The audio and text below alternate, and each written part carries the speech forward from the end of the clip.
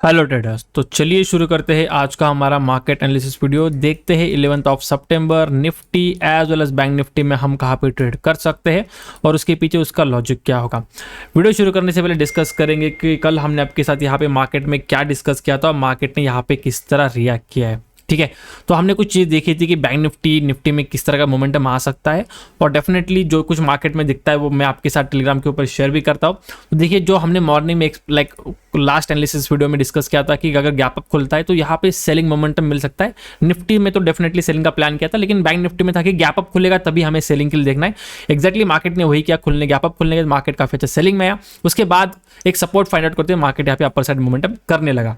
यहाँ पे भी मैंने आपके साथ लेवल शेयर किया था कि कौन से लेवल के बाद यहाँ पे बैंक निफ्टी हो यहाँ के अच्छा मोमेंटम दिखा सकता है। तो अगर आप देखो यहाँ पे हमने काफी सारे लेवल डिस्कस किए थे। 51,240 के ऊपर ब्रेकआउट करेगा तो डेफिनेटली मार्केट थोड़ा हायर साइड लेवल दिखा सकता है। उसके बाद जब पैटर्न बनने लगा था तब भी मैंने आपके साथ यहाँ पे क्लियर कहा था कि डायरेक्टली ब्रेकआउट के ऊपर ट्रेड लोगे तो ट्रैप हो सकते हो, आपको कंफर्मेशन के साथ ही यहाँ पे ट्रेड लेना है। तो जो ट्रायंगल पैटर्न बना था वो रफली इस जोन के आसपास बना था, ब्रेकआउट हुआ, रीटेस्ट हुआ और उसके बाद मार्केट ऊपर गया। अगर आप डायरेक्टली ट्रेड लेते हैं और अगर आप छोटे स्टॉप लॉस से ट्रेड करोगे तो डेफिनेटली आप ट्रैप होगे, लेकिन अगर आप कंफर्मेशन के साथ उस जगह पे ट्रेड लेते थे तो काफी अच्छा कंफर्मेशन के साथ मार्केट मोमेंटम आपको अपर साइड आपको दे देता था।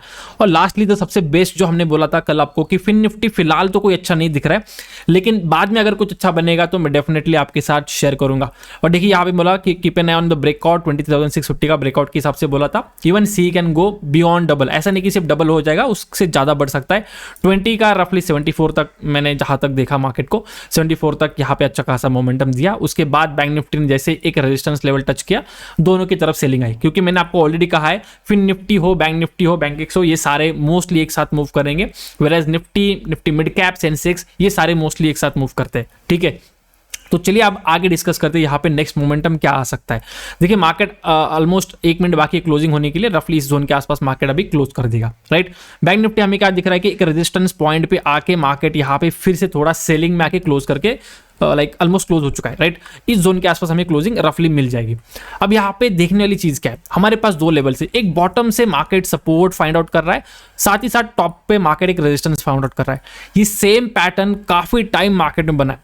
ऐसा नहीं बोल रहा हूँ 1 मिनट 2 मिनट, मैं बोल रहा हूँ 50 मिनट्स का टाइम फ्रेम आप उठा के देखिए और ऐसे जिसमें 2-4 दिन का यहाँ पे प्राइजेक्शन बना के ऐसा पैटर्न बनाए, ये मार्केट में बहुत टाइम हुआ है। ठीक है, तो आपका सिंपल आपको समझना है मार्केट यहाँ पे क्या कर सकता है। आपको जाके वो पैटर्न ढूंढने, आपको देखना है मार्केट में किया क्या है और आपको समझ जाए कि मार्केट की साइकोलॉजी यहाँ पे किस तरह बनी हुई है और उसके बेसिस पे मार्केट क्या कर सकता है। ठीक है, अब देखिए मेरे लिए काफी सिंपल है। यहाँ पे मॉर्निंग का अगर किसको मोमेंटम कैप्चर करना है तो काफी इजी हो सकता है। अगर मार्केट अगर फ्लैट खुलता है तो यहाँ पे मोस्टली थोड़ा मॉर्निंग में सेलिंग आ सकता है।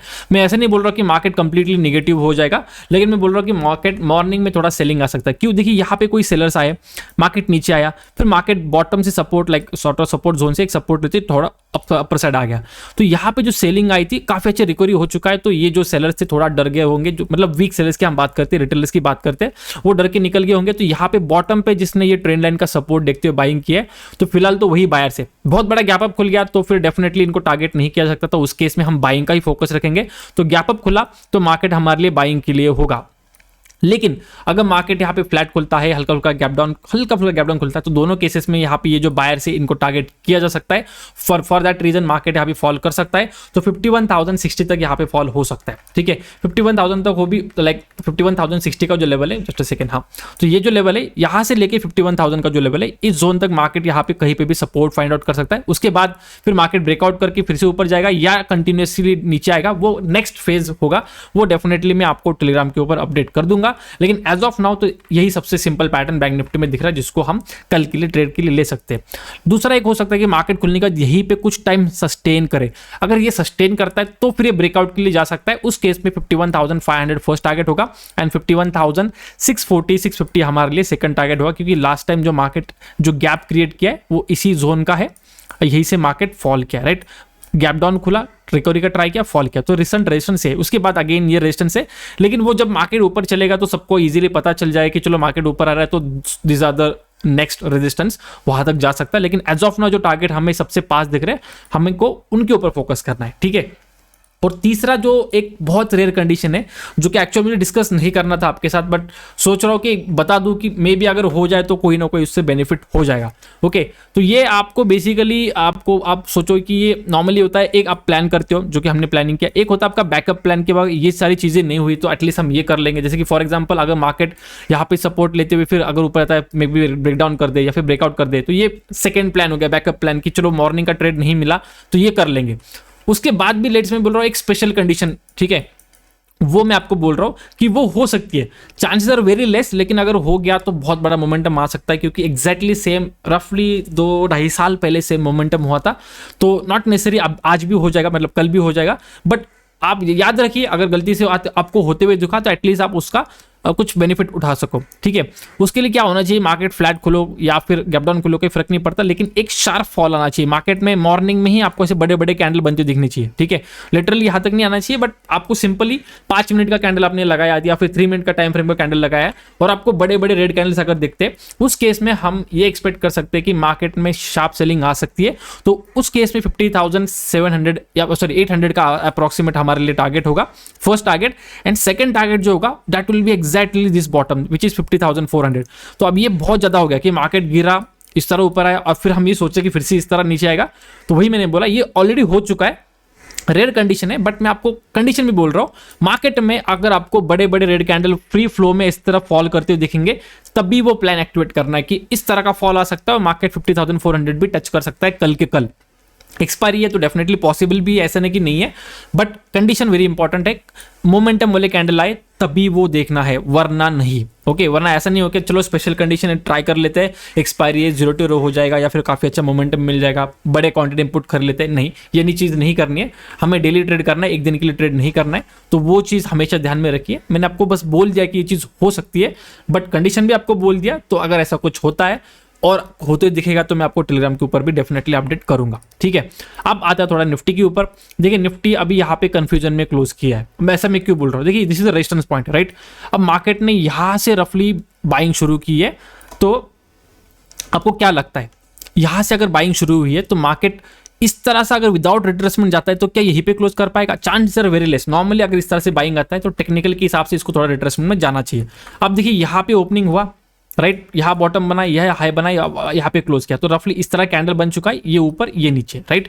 सॉर्ट ऑफ एक डोजी कैंडल हमें निफ्टी में मे भी देखने मिले।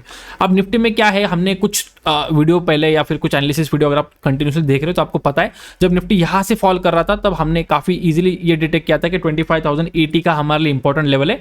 जब तक इसके ऊपर निकलता नहीं हमारे लिए बाइंग के लिए मार्केट नहीं है। फिर सेकंड दिन मार्केट जब यहाँ पे होल्ड करने लगा तब हमारे लिए क्लियर हो गया कि 25,000 इज इंपॉर्टेंट लेवल। अगर इसके ऊपर मार्केट निकल गया तो एक अच्छी खासी बाइंग आ सकती है और आपने देखा काफी अच्छी बाइंग भी आई, राइट। सस्टेन नहीं हुआ, दैट इज डिफरेंट थिंग। अब यहाँ पे इंपॉर्टेंट क्या है कि अगेन ये अगर ऊपर निकलेगा तो 25,080 के ऊपर निकलेगा तभी हम इसको बाइंग के लिए कंसिडर करेंगे, वरना निफ्टी हमारे लिए कहीं का नहीं, ठीक है। डोजी में क्लोज किया, इसका मतलब यहाँ पे थोड़ा सा मिक्स सेंटीमेंट है, टॉप से सेलिंग आ रही है, नीचे से बाइंग आ रही है, तो मार्केट थोड़ा खुद का टाइम ले सकता है। बैंक निफ्टी की एक्सपायरी है तो मे भी थोड़ा साइडवेज भी हो सकता है, तो ये वाला जोन हमारे लिए साइडवेज है, तो नो ट्रेडिंग जोन। तो 25,080 से लेकर 25,000 सॉर्ट ऑफ एक नो ट्रेडिंग जोन रहेगा। इसके बीच में हमें कुछ ज्यादा प्लान नहीं करना है। या फिर सबसे सिंपल है, मार्केट में जो लोग मॉर्निंग का मोमेंटम कैप्चर करना चाहते हैं यहाँ पे भी हम सेलिंग का व्यू रख सकते हैं, क्योंकि यहाँ से सेलिंग आई है, काफी अच्छी सेलिंग में आ चुकी है, राइट। मार्केट तो फ्लैट खोलेगा तो ये सेलिंग कंटिन्यू हो सकती है, मे बी 25,000 या फिर 24,960 तक भी ये फॉल आ सकता है। उसके बाद मार्केट फिर से रिकवरी कर दे, ठीक है। तो ये बेसिकली काफी इजी रहेगा जो लोग मॉर्निंग का मोमेंटम कैप्चर करना चाहते हैं। लेकिन जिन लोग को दिन का ट्रेंड चाहिए, मॉर्निंग का मोमेंटम नहीं चाहिए, तो उनके लिए ये जोन जो है ये नो ट्रेडिंग जोन है। इसके ब्रेकआउट के ऊपर बाइंग करेंगे और अगर 25,000 के नीचे निकलता है तो कंफर्मेशन के साथ ही ट्रेड लेना है, सेलिंग की तरफ डायरेक्टली एंट्री नहीं करना है। सेलिंग ऐसा नहीं कि 25,000 के नीचे आ गया चलो सेल कर लो या फिर पुट खरीद लो। 25,000 के नीचे आएगा, मे भी मार्केट और रिट्रेस कर दे, फिर जब ब्रेकडाउन करने के लिए तब आप डेफिनेटली यहाँ पे कुछ व्यू रख सकते हो। 24,900 इस केस में हमारा यहाँ पे टारगेट रहेगा निफ्टी के लिए। काफी इजी प्लान है, निफ्टी हो बैंक निफ्टी हो। एक्सपायरी है बैंक निफ्टी की तो स्पेशल ध्यान आपको जो रखना है बैंक निफ्टी के ऊपर रखना है। प्रेशर में आएगा तो बैंक निफ्टी कंप्लीटली साइडवेज हो जाएगा, तो ये वाला जोन काफी बड़ा, यहाँ पे साइडवेज आराम से हो सकता है। लेकिन हमने कुछ दिन पहले डिस्कस किया था कि टॉप से सेलिंग आई है तो यहाँ पे कॉल राइटर्स है, यहाँ पे पुट राइटर्स है।